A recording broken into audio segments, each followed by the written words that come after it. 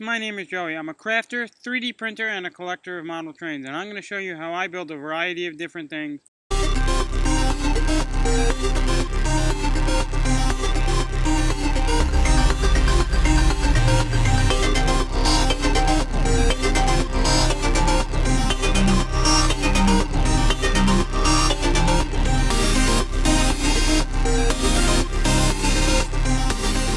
Hey folks, welcome to part 2 on how I finished 3D modeling the Batmobile. I started this off by uploading it to Tinkercad and cutting away the wheel wells and the axles. I am going to use a die-cast car.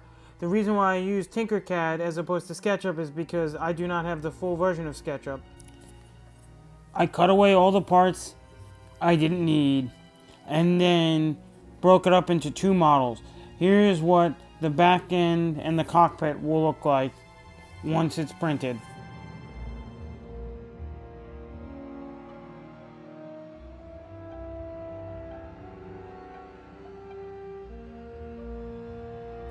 I started making the seats like I started making the Batmobile. I went on Google and found an image of a silhouette of Batman that looked like that almost could be a seat. I wanted them to look like racing seats. And I feel like Batman would have a seat that almost looks like himself. That's just what I want, at least in my Batmobile.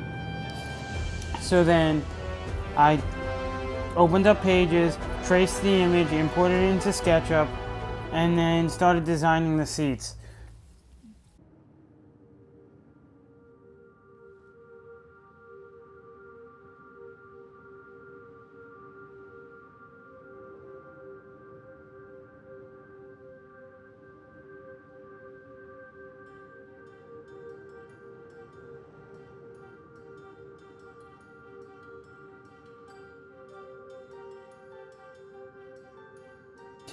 I wanted the seats to have the shape of abs, as if it's the folds of the material, like the leather or whatever kind of seats Batman wants in his car.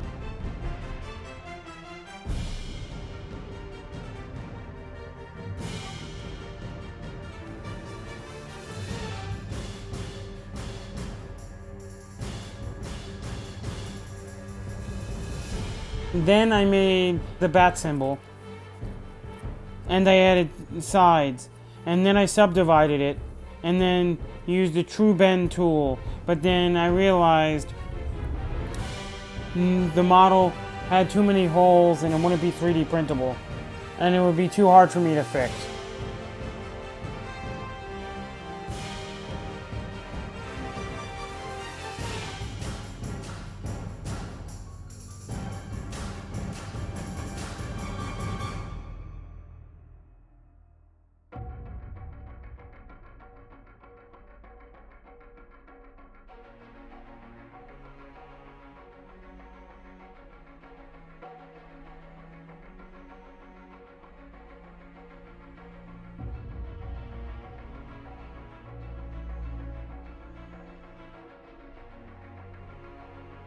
So I decided to not unsubdivide it and just use the True Bend extension by Thomas Thompson to give me the racing seat that I was looking for. But then used it later on the headrest.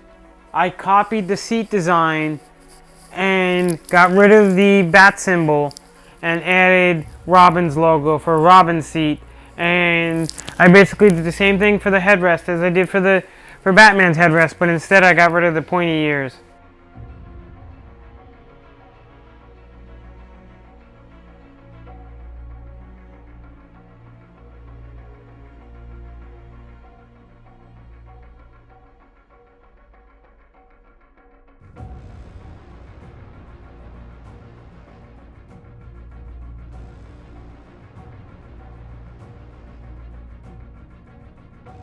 Here's what the finished seats look like.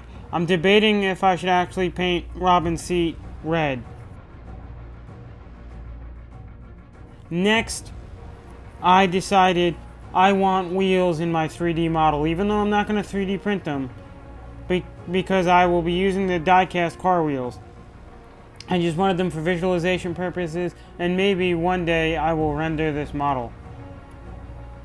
But here's how I went about these wheels. I downloaded these wheels off of SketchUp from their 3D warehouse from Michael W.P. Smike on the warehouse.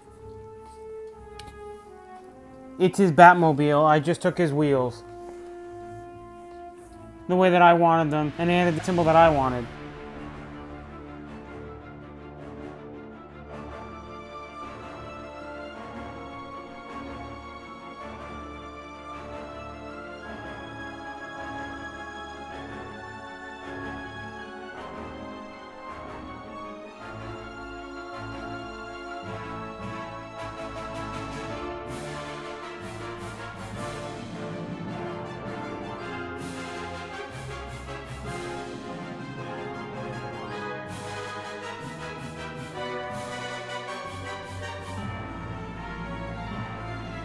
Here's what the finished wheels look like. Slight mock of what I want the Batmobile to look like, with the wheels,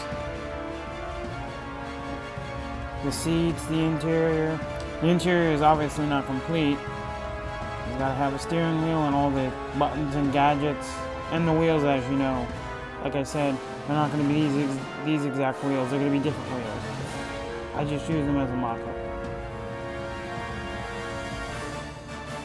And so I'm printing with a 0.12 millimeter layer height, a shell of 2 walls, 20% infill, 40 millimeters a second, a raft, because when I first tried printing this without the raft, it was really peeling. So I just want to make sure it really sticks, because I want this model to be really good. I have supports on with a 60% overhang angle. This means that it won't print support material anything that's under 68 degrees. I originally wanted to print my model at 59.87% because I designed the model not really to a scale, and then I was originally going to try doing this process before by taking the car and taking the wheels off a die-cast car in my scale and try to get it to work. And I decided to make it 4 3/4 inches long. That's what I was planning on doing, and I ended up not doing that because I decided, let me get the car first before I actually pick the scale, and then I'll make it based off that. So then I decided to print it the width of the car, and the width was like 1 inch and change. I don't remember the exact number. So then I decided to do that, which then ended up me printing it at 43.85% scale. And then after I printed that, which is the model that you're going to see being printed, ended up being a little very small, too small for O scale modeling. So what I'm going to do for another video, I'm going to print it at a larger scale, and you're going to see me assemble it all. But then before I actually print it at the proper scale, I decided, let me take it into SketchUp, scale it down to what I think is O scale. How I calculated that was I decided to get the width of the seat and scale it to the dimension that the seat should be. And I ended up getting 4 11/16 long, which then made it 59.34% scale. That's how, and I will reprint this model at that scale. Now I'm going to show you the videos of me 3D printing all the pieces. This was my first attempt at printing the window. I wish I had a live video of this print because it swayed and moved so much, but it was looking fine until it came off the print bed when it was finished. That's when I realized it was bad. But for some reason I forgot to record my attempts. Then I printed the front end of the car. but then realized while it was printing that there was a lot of layer shifts and inconsistencies, so I stopped the print and resliced the model, but forgot to arrange it on the print bed so the top end of the car was in view of the camera, not the side end. I'm sorry for that. Then after that printed, I realized I forgot to take the measurements of the wheels and did not make the wheel wells big enough for the wheels, so I had to reprint it, and that's what the video is that you see here. In a future video, when it gets warmer, I will glue the pieces together, fill the spots that didn't properly form in my model, use filler primer, and paint it the color that I want, and then assemble the rest of the project. But for now, here's the last piece.